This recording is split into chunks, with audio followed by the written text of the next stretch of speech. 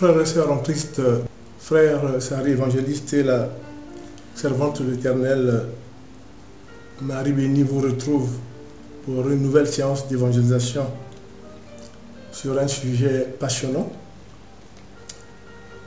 Nous allons donc inaugurer une thématique nouvelle sur la chaîne pour les chrétiens, pour les croyants. C'est l'enseignement qu'on peut tirer des prières chrétiennes emblématiques. Prions avant de commencer en disant merci Seigneur de nous avoir permis de nous retrouver pour cette séance d'évangélisation. Toi qui es saint, toi qui es seul digne de louange, nous continuerons à faire en sorte que le chrétien puisse avoir la base nécessaire pour éviter les dérives apostoliques. Tel est le message qu'il nous a donné et surtout la mission de notre ministère prophétique. Béni soit l'Éternel et que sa action puisse perdurer. Amen. Ceci étant dit, je vais lire pour commencer la version Luségan de Psaume 23 et ensuite nous allons passer à l'évangélisation à proprement parler à partir de la puissance de Psaume 23. Je lis la parole de Dieu, Psaume 23, version Luségan. L'Éternel est mon berger, je ne manquerai de rien. Il me fait prendre du repos dans des pâturages bien verts. Il me dirige près d'une eau paisible. Il me redonne des forces. Il me conduit dans les sentiers de la justice à cause de son nom. Même quand je marche dans la sombre vallée de la mort, je ne redoute aucun mal, car tu es avec moi. Ta conduite et ton appui, voilà ce qui me réconforte. Tu dresses une table devant moi, en face de mes adversaires, tu verses de l'huile sur ma tête et tu fais déborder ma coupe. Oui, le Seigneur et la grâce, le bonheur et la grâce m'accompagneront tous les jours de ma vie et je reviendrai dans la maison de l'Éternel jusqu'à la fin de mes jours. Il est évident qu'il y a plusieurs versions, mais quand on recoupe toutes les versions, le message est le même. C'est ce psaume 23 est pour nous, mais comme on le dit, l'hymne du chrétien. Pourquoi? Parce que il proclame le rattachement du chrétien au Créateur. Il met en exergue le fait que même quand il y a des moments difficiles, il doit compter sur le Seigneur. Donc il fortifie. Le psaume 23 est un hymne parce qu'il fortifie, il galvanise.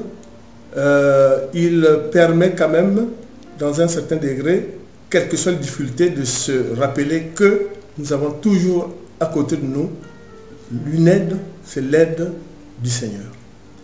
Alors, le psaume 23 nous permet donc de dire qu'il faut glorifier le Seigneur pour ses bienfaits, pour son amour pour la création.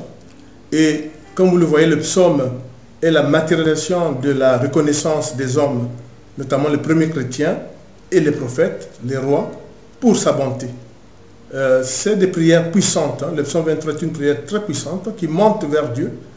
Et on sait que par les psaumes, Dieu ouvre grandement les couloirs pour écouter directement ce que nous avons à dire. Et les psaumes, c'est justement un de ces canaux qui font partie des canons bibliques, choisis donc c'est la parole de Dieu, proposée par les hommes, nos prédécesseurs, David, Salomon et autres. Et c'est pour ça que chaque fois qu'on peut prier en utilisant ces psaumes, il nous a paru quand même intéressant d'utiliser le mot berger. Souvenez-vous que quand Jésus envoie dans le Nouveau Testament les disciples en mission dans son discours missionnaire, quand il leur dit aller au confinement, il les envoie avec une mission en berger pour proclamer la parole de Dieu. En berger pour proclamer la parole de Dieu. Ça, c'est très important. Et en même temps, on sait que le berger veille sur ses brebis et donnera même sa vie pour ses brebis. Donc, quand nous disons que le psaume 23 est l'hymne du chrétien, mais c'est parce que c'est réciproque. Le chrétien évidemment, met toute son espérance sur le berger, et le berger aime ses brebis et les protège et les conduit. Et donnera même sa vie pour elle, puisque, comme nous le rapporte l'évangile de Jean, hein, au chapitre 10, la prophétesse va lire donc en première lecture, justement pour montrer comment le berger va, en dehors de veiller sur ses brebis, peut aussi donner sa vie pour ses brebis. Et nous allons le voir que c'est ce qui a été fait d'ailleurs, véridique. Alors je lis Jean 10, versets 9 à 11. Je lis la parole de Dieu. Verset 9. C'est moi qui suis la porte. Si quelqu'un entre par moi, il sera sauvé. Il entrera et sortira, et il trouvera de quoi se nourrir. Verset 10. Le voleur ne vient que pour voler, égorger et détruire. Moi, je suis venu afin que les brebis aient la vie et qu'elle l'ait en abondance. Verset 11. Je suis le bon berger. Le bon berger donne la vie pour ses brebis. Amen. Donc, vous voyez, le Seigneur est mon berger, et ce mot berger, comme on venait de vous le dire, est très important pour les chrétiens. Il faut que les chrétiens comprennent que la prière, c'est bien, on la récite, mais il faut qu'on s'apprivoise, il faut qu'on rentre dans la prière, qu'on se rappelle toujours qu'on a un Seigneur qui est notre berger. Nous sommes les brebis de notre berger, et que nous devons faire en sorte que, en suivant les autres bergers de l'enclos, en même temps, nous suivons ce que le maître, donc ce que le Seigneur, ce que le berger nous dit. Et c'est très important. Et cette importance a été même, je dirais, mis en évidence par Jésus dans la parabole de la brebis perdue. Pour ceux qui ont pu lire les paraboles de la miséricorde, hein, dans les 3 paraboles de la miséricorde, le Seigneur a mis ça, Luc le rapporte, hein, une brebis, sur 100 brebis, une seule était perdue. Mais le berger a fait vents et marées pour retrouver cette brebis. Et quand il l'a retrouvée, quel apaisement! Qu'est-ce que ça veut dire? C'est ça la miséricorde. Même quand quelque chose vous paraît sans utilité, mais attention, si vous êtes chrétien, c'est toujours très important d'aller au fond du problème, voir si vous pouvez régler. Et là, voilà, pour une seule brebis perdue sur 100, ben, le berger a tout fait pour la retrouver. Et quand il l'a retrouvée, il était heureux. Et dans Matthieu 18, chapitre 18, versets 12 à 14, dans Luc chapitre 15, versets 4 à 6, vous lirez, et c'est très important. Donc, l'importance du berger est exaltée, notamment après la résurrection du Seigneur. Quel riche enseignement! Que dit Jésus quand, sur le bord de la mer de Tibériade, Jésus apparaît après la résurrection, où il y avait donc Pierre. Qu'est-ce qu'il lui dit 3 fois? Pierre, m'aimes-tu? Je ferai de toi, quoi? Le berger de mes brebis. 3 questions, et Pierre a répondu oui. Donc en fait, le berger est un mot très important. Pierre, là, ne sera pas le Seigneur, mais là sera le berger de mes brebis, c'est-à-dire il va conduire le corps du Christ. Il va être avec les autres disciples, avec les autres apôtres, celui qui va tout faire pour permettre le développement, d'abord le lancement en quelque sorte de l'Église corps de Christ, et en même temps, autant que faire se peut, tant qu'il sera en vie, de veiller à ce que cela puisse se répandre. Et nous verrons que Dieu l'a protégé, puisqu'il a évité qu'il soit greffé dans le froment, comme l'était Judas. Et pour servir, il a dit, tu seras vraiment à l'abri de toutes les tentatives du diable, mais tu seras, souvenez-vous, après la résurrection, le Seigneur qui pose 3 fois la même question à Pierre, en soulignant le mot berger. Voilà, le berger, c'est très important. Et là, c'est le berger, c'est-à-dire c'est Pierre a cette responsabilité de mettre, de développer, je dirais, et de veiller, hein, au développement de l'Église corps de Christ en tant que berger de mes brebis. Le Christ précise bien, tu seras le berger de mes brebis. Autrement dit, même quand il laisse Pierre, qui conduira les brebis, mais c'est ses brebis. Et Pierre comprit. C'est très important dans ce que dit la prière. Verset 20. Il est dit, le Dieu de la paix a ramené d'entre morts notre Seigneur Jésus, devenu le grand berger des brebis grâce au sang d'une alliance éternelle. Voilà. Donc, souvenez-vous de la puissance de ces mots. Hein? Berger, brebis, c'est très important. Nous sommes les brebis de notre Seigneur. Auprès du berger et de la bergerie, je ne manquerai de rien, dit le psaume. Pourquoi? C'est vrai que dit le psaume quand nous le prions. Mais pourquoi? Qu'est-ce que nous devons comprendre que je ne manquerai de rien? Frères et sœurs en Christ, le royaume de Dieu, le royaume des cieux, est un royaume de l'abondance. Vous ne manquerez de rien. Dieu le proclame. Et c'est très important. Et le Christ lui-même, pendant son ministère de 3 ans, il a montré à plusieurs reprises, mais je citerai en exemple à deux reprises, ce que c'est que le royaume de l'abondance.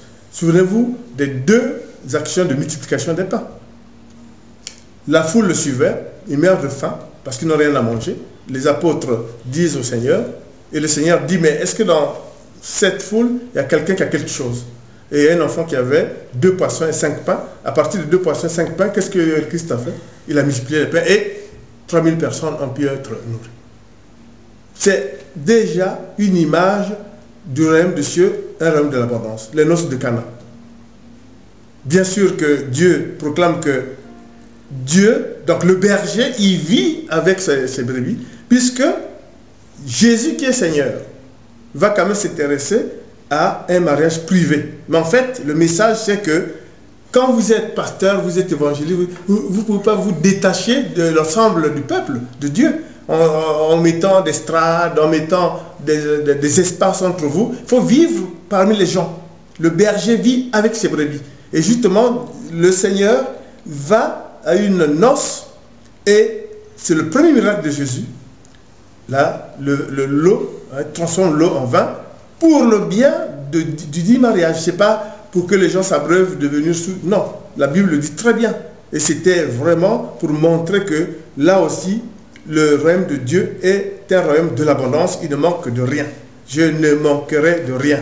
C'est le royaume de l'abondance. Vous ne mourrez pas de faim. Suivant le Seigneur, nous ne manquerons de rien. Voilà l'exemple qu'il faut bien prendre et savoir que le royaume des cieux est un royaume de l'abondance, je ne reviens pas dessus, et les exemples que je viens de citer, Cana, multiplication de pain, etc., nous montrent que Dieu a le même message, aussi bien dans l'Ancien Testament que dans le Nouveau. C'est vraiment le royaume des cieux qui est un royaume de l'abondance. Le pâturage, le vert pâturage.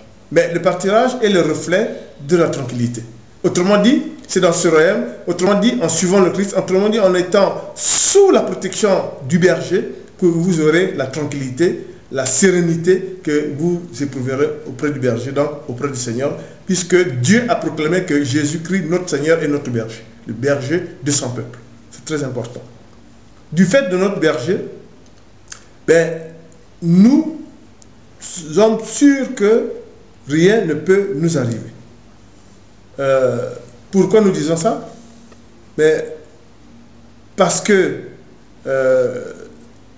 c'est vrai que quand vous allez traverser les difficultés de la vie, ce que le psaume relate ou considère comme étant les vallées de l'ombre de la mort, vous pouvez craindre que vous soyez tué. Vous pouvez craindre que vous pouvez perdre la vie.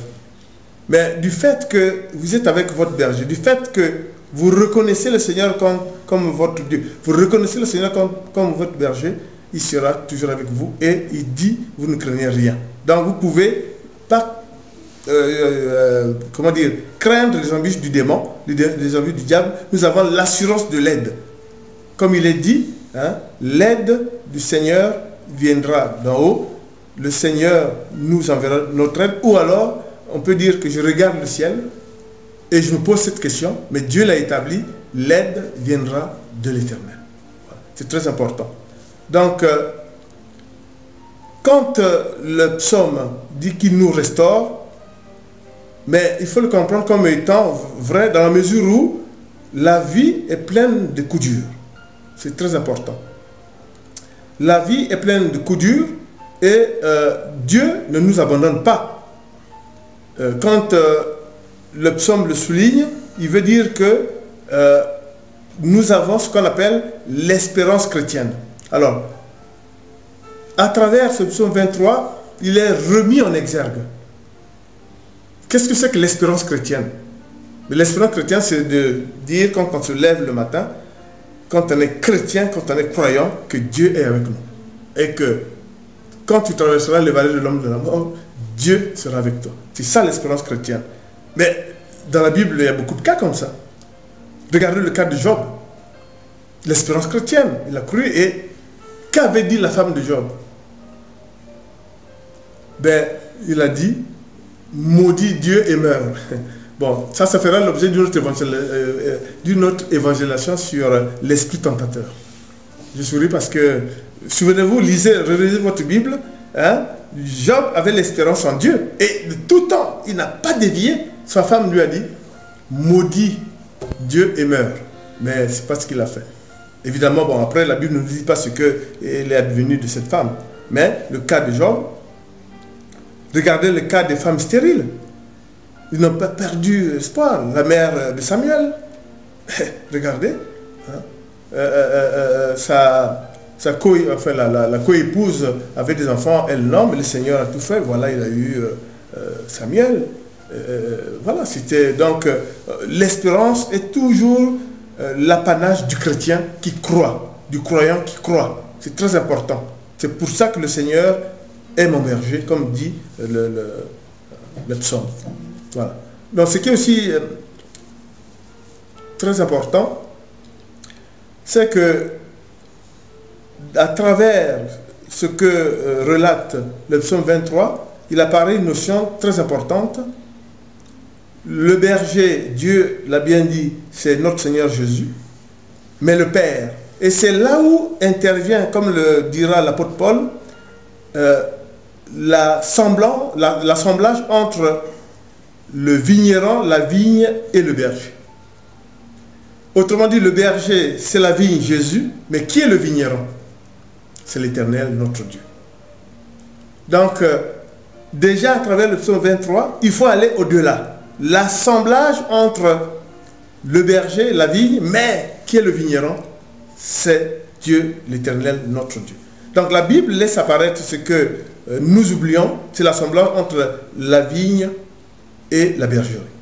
Dieu est le Père, mais Dieu est le vigneron. Jésus, le Fils, est la vraie vigne sur laquelle nous tous nous venons nous attacher, comme les grappes. Voilà. Nous venons, les croyants, les chrétiens, nous venons pour vivre et en même temps porter du fruit. Donc, souvenez-vous de cet assemblage vigneron, vigne, berger. Le berger, évidemment, c'est le Fils de Dieu. Le Seigneur est le vigneron, le berger, la vigne. Et nous sommes les grappes qui venons, effectivement, s'attacher à la vigne. Et nous allons voir que c'est très important. C'est pour ça que je vais lire en troisième lecture. Première épître des Corinthiens 9, verset 7, et puis Jean, chapitre 15, versets 1, 2 et 5. Donc, première épître des Corinthiens, chapitre 9, verset 7. Qui donc sert dans son armée? Qui donc sert dans une armée à ses propres frais? Qui plante une vigne et n'en mange pas le fruit? Qui prend soin d'un troupeau et ne se nourrit pas au lait du troupeau? Voilà. Donc, c'est très important, l'assemblage vigne, vigneron, berger. Et l'évangile de Jean. C'est moi qui suis le vrai cep. Et moi, Père, est le vigneron. Non, et mon Père est le vigneron. Tout sarment qui est en moi et qui ne porte pas de fruit, il l'enlève. Et tout sarment qui porte du fruit, il le taille, afin qu'il porte encore plus de fruits. Je suis le cep, vous êtes les sarments. Celui qui demeure en moi et en qui je demeure porte beaucoup de fruits, car sans moi, vous ne pouvez rien faire. Donc, c'est très important. Souvenez-vous, de ce qu'on vient de vous dire, l'assemblage entre le vigneron, la vigne et le berger. Donc, plusieurs paraboles enseignent sur le vigneron et la vigne pour sublimer l'importance que cela revêt devant l'Éternel. C'est pour ça que vous avez par exemple la parabole des ouvriers envoyés à la vigne. Hein? Mais ce qui est encore plus emblématique, et vous devez le lire, et peut-être qu'on viendra un jour sur justement ce qu'on a dit, l'enseignement par les prières, c'est la parabole des vignerons homicides. Vous vous souvenez que le vigneron envoie quelqu'un pour voir où est-ce qu'ils en sont dans sa vigne. Ben, il repousse. Finalement, le vigneron va envoyer son fils. Ils vont tuer le fils. Et Dieu dit, ben voilà, et ils ont été tous liquidés, effectivement.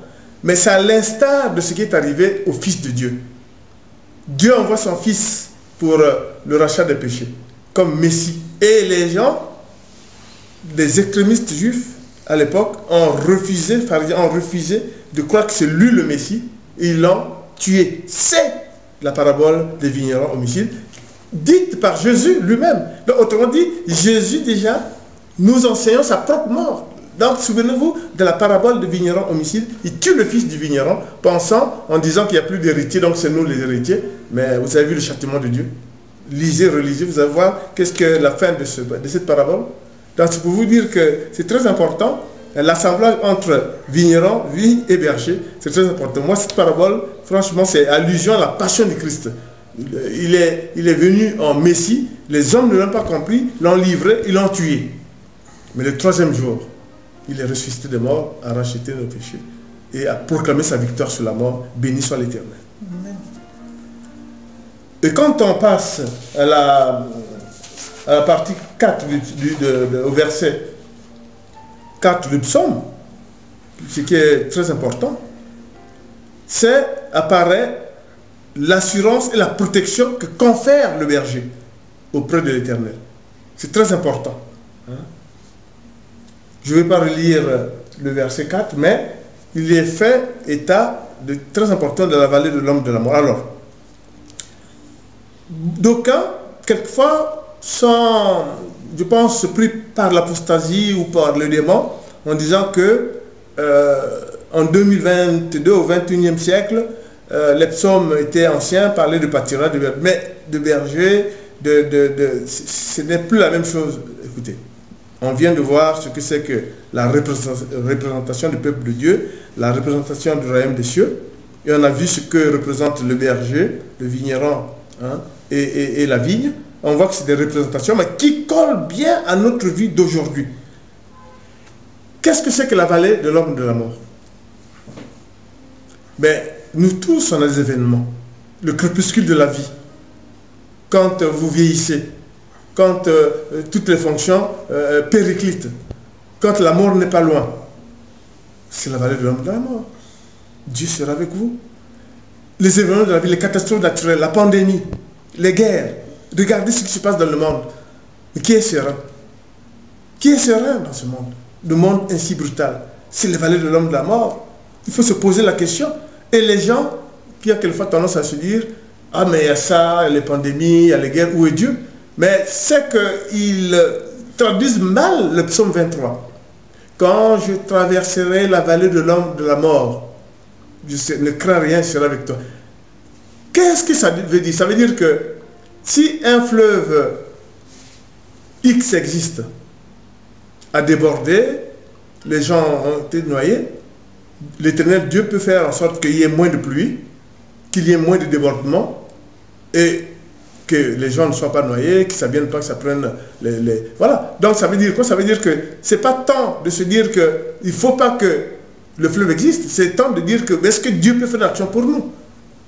Donc il ne faut pas, le chrétien ne doit pas confondre, dire mais où est Dieu? Non, ce n'est pas ça la question, ne pose pas comme ça. Dans ce passage-là, Dieu veut dire que si la vallée de l'homme de la mort existe, ne pensez pas qu'elle n'existera pas du fait que vous voulez qu'il n'existe pas. C'est très important. Il y a une nuance capitale qu'il faut bien comprendre. Par contre, Dieu dit oui, quand tu traverses, ça veut dire quoi? Quand tu es face au tumulte de ta vie, quand tu es face à quelque chose, quand tu es face, compte sur Dieu, Dieu est là. Maintenant, nous allons voir la deuxième partie. Attention. Même si ce que nous venons de dire, c'est le tumulte de la vie, mais comment faire pour avoir la garantie que Dieu aussi nous aide? Dieu n'est pas un Dieu qui dit je donne, tu donnes. Dieu n'est pas comme ça. Il aide, point. Par contre, il faut quand même se souvenir que quand même, il faut prier Dieu. Hein? Il faut quand même rendre grâce à Dieu. C'est très important. Sinon, Dieu lui-même dit que le bâton et la houlette, grâce à ça, ce sont les objets de puissance de Dieu, vous pouvez être rassurés. Effectivement, dans l'histoire biblique, on sait ce que c'est. Moïse en avait, etc. Le bâton et la houlette, c'est l'épreuve de dire que c'est le nom de Dieu qui est puissant. Autrement dit, comptez sur l'Éternel face à ces dangers de la vallée de l'homme de la mort pour qu'il soit avec vous. Mais attention, il faut aussi que le chrétien et le croyant sachent qu'il faut avoir la crainte de Dieu. C'est très important. Pour que l'aide vienne de l'Éternel. Avant justement de passer à cette aide qui doit venir de l'Éternel, j'insiste sur le fait que ce n'est pas qu'au temps de David, il y avait les bergers, les bergeries, il y avait les vignes et les vignerons. Il faut se dire que c'est une représentation spirituelle de la situation d'aujourd'hui. Aujourd'hui, nous sommes le monde vit effectivement dans une vallée de l'homme de la mort. Ça existe de partout, le tumulte de la vie de chacun, des nations, des peuples, etc. C'est d'actualité. Il faut le comprendre comme ça. Les tornades existent, la pandémie existe, les tremblements de terre existent, la guerre, tous les jours il y en a. Dans les actualités, il y en a. Donc, c'est faire en sorte que, en se tournant vers l'Éternel, il nous aide. Et en même temps, il peut aussi apaiser les choses. Mais qu'est-ce que, quand dans le Nouveau Testament, Jésus, avec ses disciples, s'est trouvé confronté à la tempête. Mais les apôtres ont oublié qu'ils avaient le Seigneur avec eux. Et c'est Dieu qui leur rappelle, mais je suis avec vous. Vous avez peu de foi. Ils avaient oublié même qu'ils étaient eux-mêmes des pécheurs. Donc connaissant justement les tornades et les tempêtes en mer. Dieu le leur rappelle. Et Jésus, bien sûr, a calmé la tempête. Mais c'est pour dire que là, l'exemple est net. Il y a le Seigneur, le berger. Il y a la vigne. Il y a Dieu qui vient à notre secours. Et c'est l'assurance de la puissance de Dieu qui nous accompagne quand on sera au bord de la vallée de l'homme de la mort et quand on sera obligé de traverser. C'est très important, je le dis, parce que souvent, on dit oui, mais Dieu ne parle pas. C'est pas ça. Ce qui existe, existera. Les tornades existent, j'insiste beaucoup, parce que c'est un des points capitaux de la dérive apostasique. Il s'accroche sur ça en disant, voilà, rien. C'est pas comme ça. Ça existe, mais au contraire, Dieu interviendra effectivement pour sauver, pour faire en sorte que, par la puissance de son nom, en le battant la houlette, les choses soient toujours au bénéfice du croyant, au bénéfice du peuple de Dieu. La professeur va lire donc le psaume 25 pour voir d'où viendra l'aide. Je lis le psaume 25, versets 1 à 3. Verset 1, je me tourne vers toi. Verset 2, mon Dieu, en toi je me confie, que je ne sois pas couvert de honte, que mes ennemis ne se réjouissent pas à mon sujet. Verset 3, aucun de ceux qui espèrent en toi ne sera couvert de honte. Mais la honte est pour ceux qui sont infidèles sans raison. Amen. Amen. C'est ce que je venais de dire. Voilà. Vous pouvez compter, vous pouvez avoir l'espérance en Dieu, mais aussi, il faudrait vraiment être fils de Dieu, c'est-à-dire croyant, hein, en suivant les préceptes de Dieu. Et cela n'est pas unique dans les Écritures. Pourquoi? Mais je vais vous donner des exemples. Job, je venais de le dire, hein, Job qui a toujours maintenu, qui était croyant, qui avait la crainte de Dieu, riche, tout ça, a tout fait malgré la tentation par sa femme. Hein, maudit Dieu et meurt, il ne l'a pas fait. Noé, pourquoi les 8 ans étaient sauvés? Qu'a dit la vision à Noé? Prépare-toi, je vais partir. Et Dieu l'a fait parce que Noé avait la crainte de Dieu. Donc il faut se rappeler que c'est en ayant la crainte de Dieu qu'on peut être sauvé. Jonas, il est resté 3 jours dans le ventre des poissons. Le 3e jour, il est sorti. Donc, je pense que les chrétiens, nous devons avoir toujours à l'esprit que Dieu est à notre écoute et en même temps, nous devons nous aussi écouter la parole de Dieu et l'appliquer pour éviter que Seigneur Jésus dise à son Père, loin de moi ceci, je ne vous ai jamais connu. Et on ne sera pas exaucé. Vous vous souvenez, c'est très important. Être loin de Dieu n'est pas un passeport ou un passe-droit pour l'éternel. Il faut observer et en même temps agir, pratiquer la parole de Dieu. C'est très important pour qu'il soit avec vous dans la traversée de la vallée de l'ombre de la mort. Le psaume est clair, net et précis, mais ce qui est sûr, c'est que nous devons tout faire pour...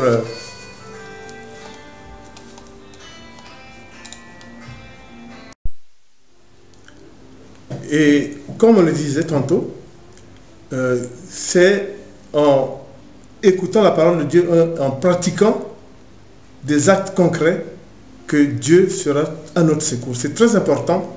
Sinon, il dira, je ne vous ai jamais connu, loin de moi. Faites attention. Il faut savoir ça. Il ne faut pas baisser son niveau de foi. Il faut aimer l'Éternel, comme c'est le premier commandement. C'est la magnificence de Dieu qui s'appliquera chaque fois que nous manifesterons aussi notre amour pour l'Éternel. Et en même temps, il ajoute l'amour pour le prochain. C'est très important. Alors, dans la 5e et le 6e chapitre de Psaume 23, il est fait question de la miséricorde du Seigneur. Et en même temps, nous allons voir que il dresse la table devant mes ennemis. C'est très important. Alors, la miséricorde de Dieu, effectivement, c'est à l'image de sa puissance, nous l'avons déjà dit, puisque il a envoyé lui-même son Fils pour l'arracher de nos péchés. Il a vécu sa passion, il est mort sur la croix, mais le troisième jour, il est ressuscité des morts et a vaincu la mort. Il a triomphé sur les forces des ténèbres, il nous en a délivrés. C'est très important cet acte d'amour.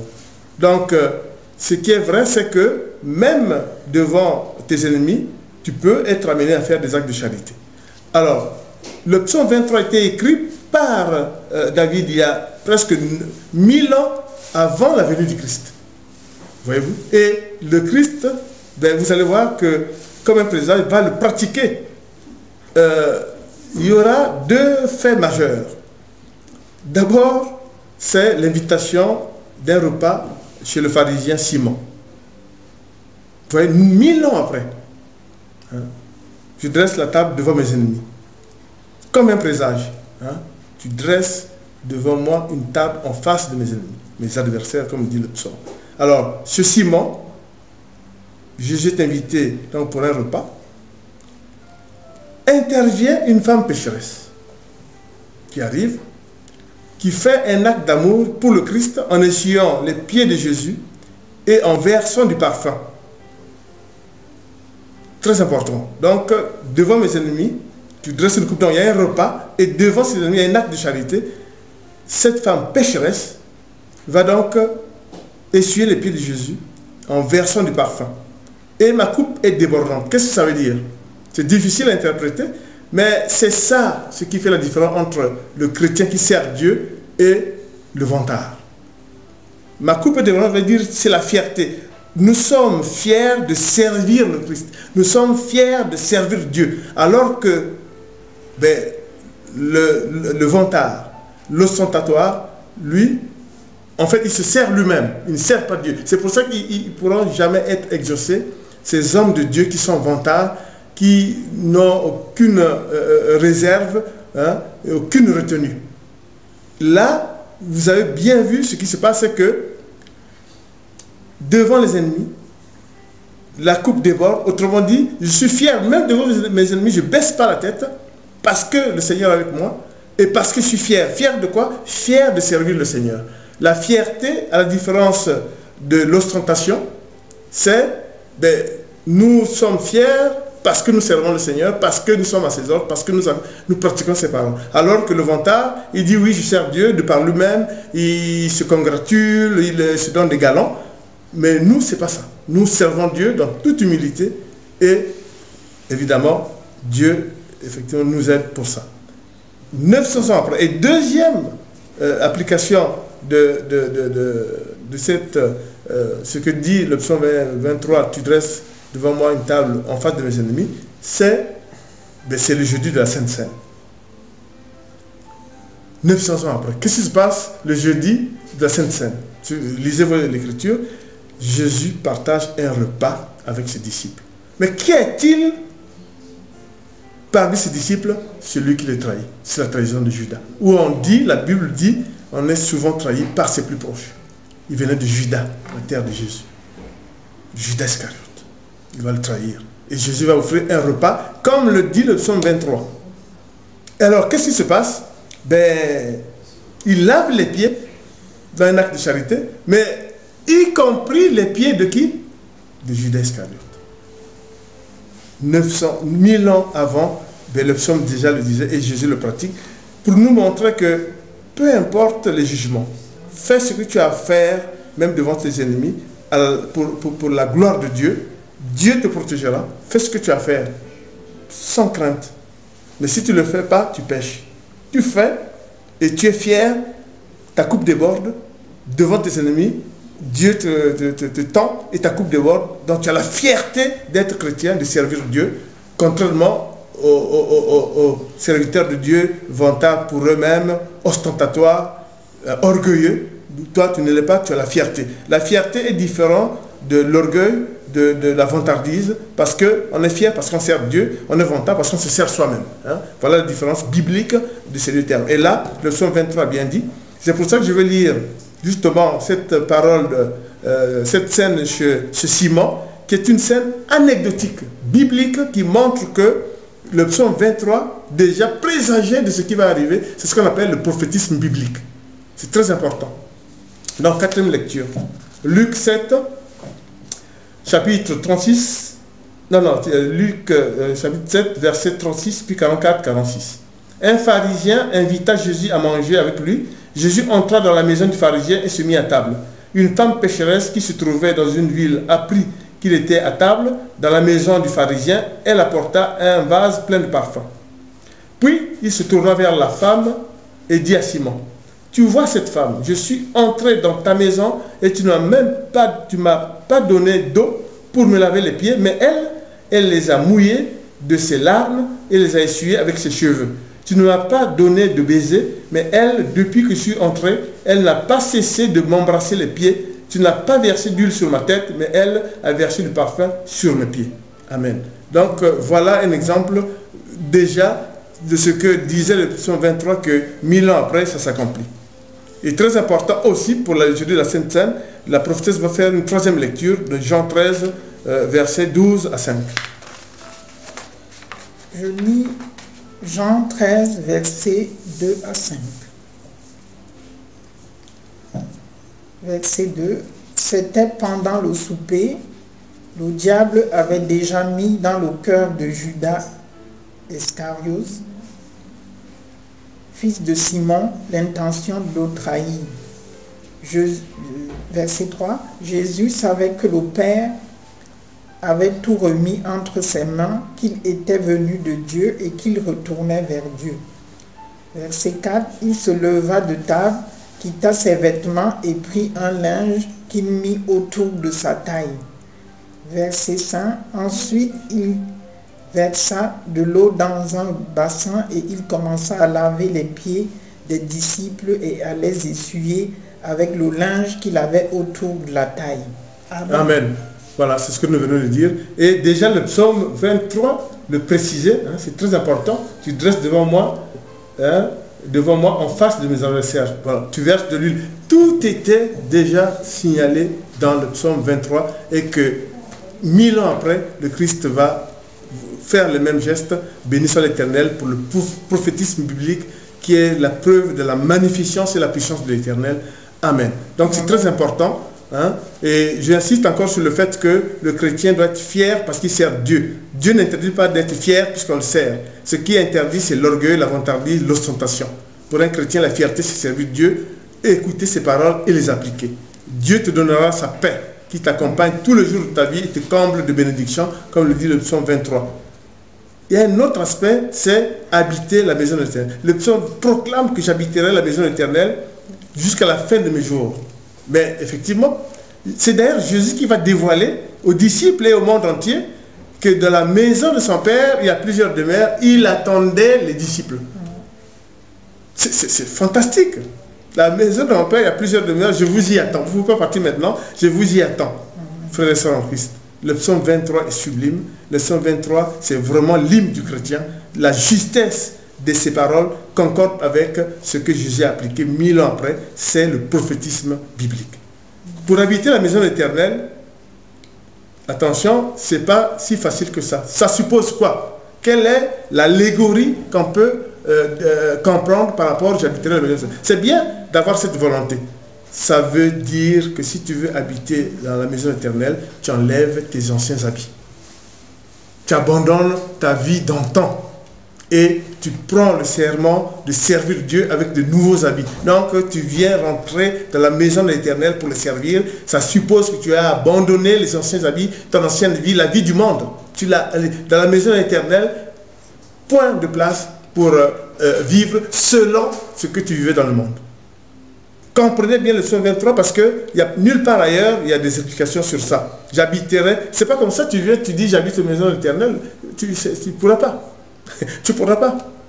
Il faut le savoir, il faut que tu te mettes en conformité avec les préceptes du Seigneur pour vivre dans la maison du Seigneur jusqu'à la fin de tes jours. C'est très important. Cela suppose que tu laisses ta vie du monde tumultueux, hein, tu laisses tout ce que fait les péchés de l'homme et tu entres par la porte de la demeure de Dieu avec de nouveaux habits, une nouvelle vie, de nouveaux préceptes, hein, notamment ce qui a été décrit dans le livre de la sagesse, puisque vous savez que la sagesse, c'est quand Dieu dit aux hommes, si vous voulez vivre dans ma maison, donc comme dit le psaume 23, il faut suivre les préceptes que j'édicte. Autrement dit, le livre de la sagesse, c'était comment vivre en suivant ce que Dieu veut pour que vous soyez en adéquation avec, évidemment, la maison de l'Éternel. Donc, comme dit le psaume 23, nous sommes aptes à y aller, pourvu qu'on abandonne notre vieux monde, nos habitudes, tout ce que nous faisons de mauvais, on s'habille de nouveaux habits et on entre dans la maison éternelle jusqu'à la fin de nos jours.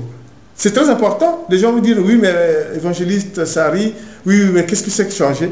Eh bien, je vais vous lire quelque chose de très important. C'est la rencontre entre Jésus et Nicodème. C'est là encore le prophétisme biblique, 1000 ans après. Que dit l'évangile de Jean? Jean, chapitre 3, versets 3 à 5. Jésus lui répond, hein, donc Nicodème, en vérité, je te le dis, à moins de naître de nouveau, personne ne peut voir le royaume de Dieu. Nicodème lui dit, comment un homme peut-il naître quand il est vieux? Peut-il une seconde fois entrer dans le ventre de sa mère et naître? Jésus répondit, en vérité, je te le dis, à moins de naître d'eau et d'esprit, on ne peut entrer dans le royaume de Dieu. Voilà ce que je voulais vous dire. C'est très important. Donc, en apprivoisant le psaume 23, pour vivre dans la maison de l'Éternel jusqu'à la fin de mes jours, conformez-vous à ça. Et c'est sérieux, hein. Écoutez la parole de Dieu et pratiquez. Changez de vie. Laissez vos vieux habits. Et quand vous entrez dans la porte de la demeure de l'Éternel, c'est avec les nouveaux habits. Retenez-vous ce que viennent vous dire les messagers du Christ. Donc, comme cité dans l'hymne du chrétien, le Seigneur est notre berger. C'est le fondement de l'espérance chrétienne. Car Dieu vient à notre secours, c'est très important, comme il le proclame dans le psaume 121, que je vais lire. Psaume 121, chapitre, psaume 121, versets 1 à 3. Je lève mes yeux vers les montagnes. D'où me viendra le secours? Le secours me vient de l'Éternel qui a fait le ciel et la terre.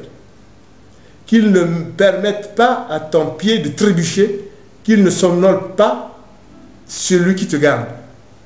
Qu'est-ce que vous cherchez encore de plus? Si ces paroles-là vous montrent que Dieu veille sur vous, même quand vous dormez tranquille, Dieu, on dit même qu'il ne dort pas pour vous. C'est très important. Nous insistons parce qu'il y a trop de plaintes. Ah oui, bon, on ne peut exaucer. Non, oui, il y a trop de malheurs. Oui. Oui, mais attention, les hommes sont responsables de ce qu'ils font. Ça aussi, vous devez le savoir. Et Dieu l'a dit aussi. Mais Dieu est de toute bonté, parce que si on prend les actions de bonté du Seigneur par rapport à nos effets, Dieu fait plus. Donc, le psaume 121 précise que même quand vous dormez, le Seigneur agit pour vous. Cette évocation de la maison de l'Éternel nous rappelle que Dieu est le vigneron et Jésus la vigne sur laquelle viennent s'attacher tous les chrétiens. C'est encore l'exemple. J'habiterai dans la maison du Seigneur, c'est encore l'exemple. Et les croyants. Sinon, nous devenons du bois inutilisable. La vigne et la bergerie s'assemblent sans la représentation du royaume de Dieu.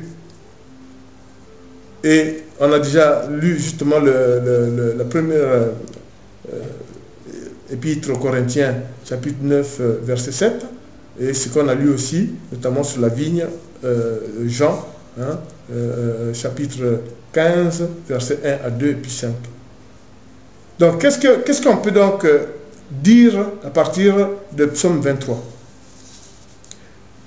C'est que le psaume 23 proclame la perfection du chrétien et du croyant.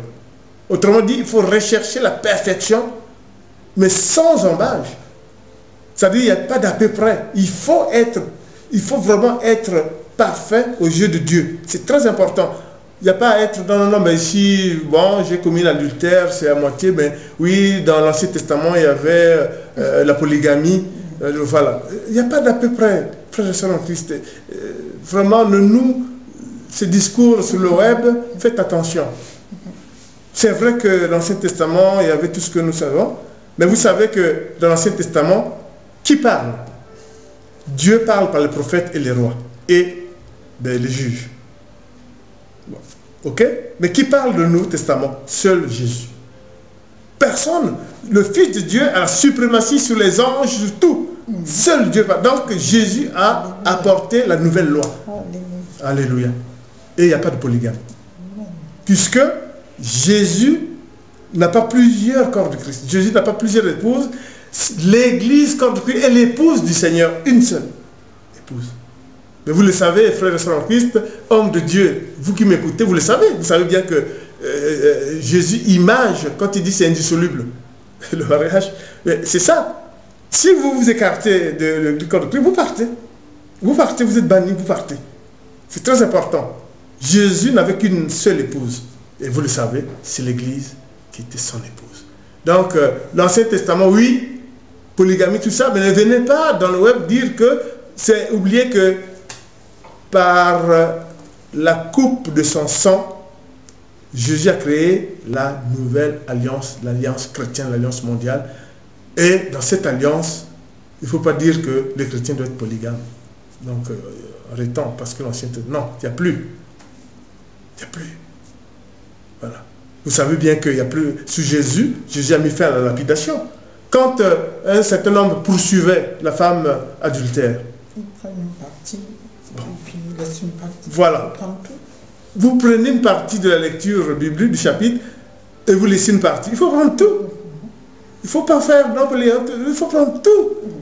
L'alliance chrétienne, la nouvelle loi que Jésus a établie, la seule personne qui parle dans le Nouveau Testament, c'est Dieu. Dans l'Ancien Testament, Jésus n'est pas là.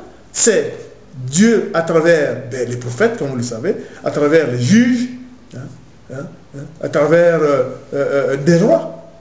Voilà. Mais dans le Nouveau Testament, c'est Jésus. Point. Maintenant, après la résurrection, avec le corps de Christ, c'est les appelés. Vous le savez, c'est les appelés. C'est très important. Le psaume 23 vient recadrer tout, malgré le fait qu'il est court. Le psaume 23, regardez ce que nous venons de presque une heure, riche d'enseignements. C'est très important parce qu'il y a beaucoup de dérives, des plaintes, alors que soi-même, qu'est-ce qu'on fait? Voilà, l'exemple de Nicodème. Oui, j'habiterai tous les jours dans la maison du Seigneur. Oui, c'est bien de le proclamer, de prier, c'est bien, mais qu'est-ce que ça veut dire? C'est ce que ça veut dire, c'est ça. Laissez vos anciens avec votre mauvaise façon de vivre pour entrer dans la vraie façon préconisée par le livre de la sagesse, les préceptes préconisés par Dieu pour vivre en adéquation avec son royaume. C'est très important. C'est pour ça que la prophétie va faire une dernière lecture, c'est dire que, on peut dire que sur l'homme bon, la parole et l'enseignement de Jésus qui sort de sa bouche, sera aussi la vraie parole de Dieu. Voilà. L'homme bon est celui qui suit son berger. C'est très important et c'est ce que va lire la prophétesse. Bon, je lis Luc 6, verset 45. Je dis la parole de Dieu. L'homme bon tire de bonnes choses du bon trésor de son cœur. Et celui qui est mauvais tire de mauvaises choses du mauvais trésor de son cœur. En effet, sa bouche exprime ce dont son cœur est plein. Amen. Voilà, c'est tout dit. Voilà comment la prière, le psaume 23, aboutit jusqu'à là. C'est-à-dire qu'il faut suivre les enseignements de Christ et les mettre en pratique. Et de votre cœur, votre bouche traduira ce qui est dans votre cœur. C'est très important, comme on vient de dire.